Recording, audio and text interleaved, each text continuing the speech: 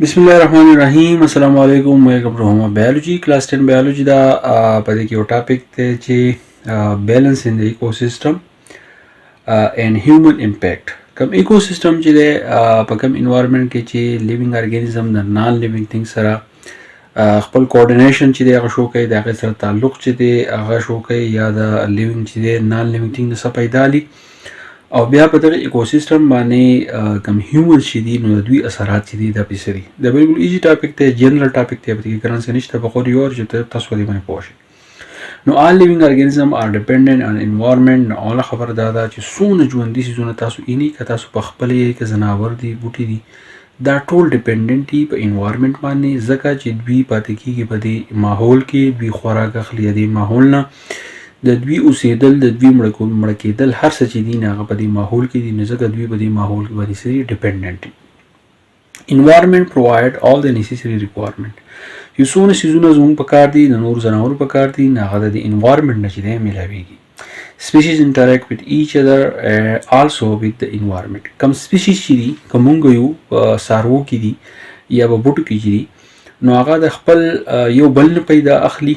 څنګه پیدا لي؟ مونږه میوچولیزم، کمینالیزم وغیره داسې څیزونه چې دی مونږ ویلي، او یا ته د انوایرمنټ نه چې دی خپله پیدا لي، د یو بل نه پیدا لي، یا مطلب دا دی چې د یو شان سپیشي د یو بل نه پیدا لي، یا چې کوم سپیشیز ډیفرنٹ دي د هغې نه پیدا لي، یا لیوینګ لګي د دې نان لیوینګ تھنګ نه چې دی پیدا اخلي. نو په دې کې ټول ضروري څیز څه دی؟ biogeochemical cycles are very important in this case. کم biogeochemical cycle چې دي، کم چې نایټروجن سایکل دی، کم چې تاسو سره کاربن سایکل دی، نو دا په دې کیس کې د ټولو نه زیات اهم کردار چې دی هغه ادا کوي. څنګه کردار ادا کوي؟ لکه اوس زموږ سره کاربن سایکل مونږ وایو یا مونږ نایټروجن وایو، نو دا ګیسونه دي نان لیوینګ دي، نو دا د یو ځای نه بل ځای ته الوزي، کله بوټي راکاږي، کله بیکټیریا راکاږي، نو پیدا چې دی الي، نو په دې طریقه باندې چې دي نو دا ډیپندنټ دي. نو a balanced ecosystem is needed for this purpose. نو چې کله مونږه د انوایرمنټ نه خپله پیدا لو نو مونږ یو بیلنس ایکوسیستم پکار دی. بیلنس ایکوسیستم هغه دی چې زموږ د ژوند د ضرورت لپاره، زموږ د سروایول لپاره هر څه چې دی په دې کې موجود دي، نو ځکه مونږ وایو چې مونږ له بیلنس ایکوسیستم پکار دی، ګډوډ مونږ له نه دی پکار. In past the human population was small. که پخوا مونږ سوچ وکړو نو پخوا چې وه آبادي نه وه، نو ضرورت چې دي نه هغه به پوره کېدو، ځکه چې وسایل سیوا وو، خو آبادي کم وه، څوکونو چا به استعمالول، نو آبادي چې دا نه ډېره زیاته کمه وه، د هغې د وجې نه چې دی وسایل زیات وو او ضرورت به پوره کېدو. سو نو storage of environmental resources occur. نو شارټیج، سوري په دې کې شارټیج ټکی دی چې سو نو شارټیج of environmental resources occur. نو شارټیج چې دی په انوایرمنټ کې د ژوندي وي څیزونو دپاره چې کوم ضرورت وي نو په هغه کې چې د شارټیج نه راغلی، هر څه چې دی په واپر مقدار باندې موجود و، نو لیوینګ ارګانیزم چې دی نو هغه به خپل سروایول چې دی نه کولی شو.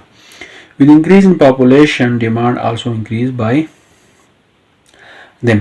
ښه، چې کله پاپولیشن سیوا شو نو د هغې سره د څیزونو ډیمانډ چې دی نه هغه سیوا شو، د اوبو ډیمانډ سیوا شو، د ځمکې ډیمانډ سیوا شو، د ونو بوټو ډیمانډ سیوا شو، چې څونه جنګلاتو د هغې د کټایي ډیمانډ چې دی سیوا شو. نو د دې سره مونږ وایو چې بیلنس ایکوسیستم پکار دی، خو هغه بیلنس ایکوسیستم چې دی نه د هغې ډسټرب کېدل چې دی هغه شروع شو، ځکه چې هر یو کس د خپل ضرورت لپاره ځمکه پکار ده، خپل ضرورت لپاره اوبه پکار دي، د ځناورو ښکار چې دی د خپل خوراک لپاره یې هغه بیا کوو، نو دې سره د انوایرمنټ چې دی د دې ډسټرب کېدل شروع شو. سو اټ لیډ ټو ډیګریډیشن اینډ ډپلیشن اف ریسورسز. نو کوم ریسورسز چې دي د هغې ډپلیشن شروع شو، د هغې ډیګریډیشن شروع شو، د هغې ختمېدل شروع شو. نو سم لوکل افیکټس آر آلسو پروډیوس لایک پولوشن اینډ ډیفارسټیشن. نو د ټولو نه غټه غلطي او د ټولو نه خراب څیز چې هغه په انوایرمنټ کې راغی نو هغه راغله ګندګي، ځکه چې ګندګي داسې یو څیز دی چې دا زموږ هوا ګنده کوي، زموږ اوبه چې دي نه هغه ګنده کوي، زموږ خوراک چې دی نه هغه نقصاني کوي، مهي مړه کوي، ماشي مړه کوي، هر قسمه ځناور چې دی ګندګۍ د لاسه چې دی مري. او ګندګي د ټولو نه خطرناک څیز چې دی نه هغه دی پلاستیک. بیا ډیفارسټریشن، جنګلاتو کټای شروع شوه، ځکه چې خلکو له ځمکه پکار ده، آبادي سیوا شوه. که مونږ سوچ وکړو نو په هر کور کې چې دی کله چې واړه لوی شي نو هغه دپاره بیا ځانو جدا جدا کور پکار دی، ځکه چې دی به واده کوي، دله کور پکار دی، دله کمره پکار ده، دا هر څه د کوم ځای نه دي، ځمکه پکار ده. نو هغه ځمکې دپاره دوی په پارټیشن کړي، ځنګلاتو کټایو کړي، د کوم غرونه چې دي د هغې نه چې دی ونې کټ کړي، نو دا زموږ سره دی ډیفارسټریشن. دا دنیا ته کې دا مسلې چې دی دا شروع شوي. ډیو ټو انډسټریالایزیشن مور سیویج الډر ټو ریورس. انډسټریالایزیشن پکې راغی. اوس خلکو له پیسې پکار دي، کارخانې ولګي، صنعتونه ولګي، د کپړې د یو سیز د بل سیز چې کوم ځای کې صنعت دی په هغه کې اوبه استعمالیږي، نه کارخانونو ته اوبه راوځي، نو په یو نر بني ادم پکې دا نه چې هغه د اوبو دپاره صحیح انتظام وکړي. خو دغه اوبه ځي او د نالو ته، سیندونو ته، ولو ته دې در تاویږي، نو لوکل پرابلمس اکر هلته کې مخو ته چې دی مسلې جوړیږي.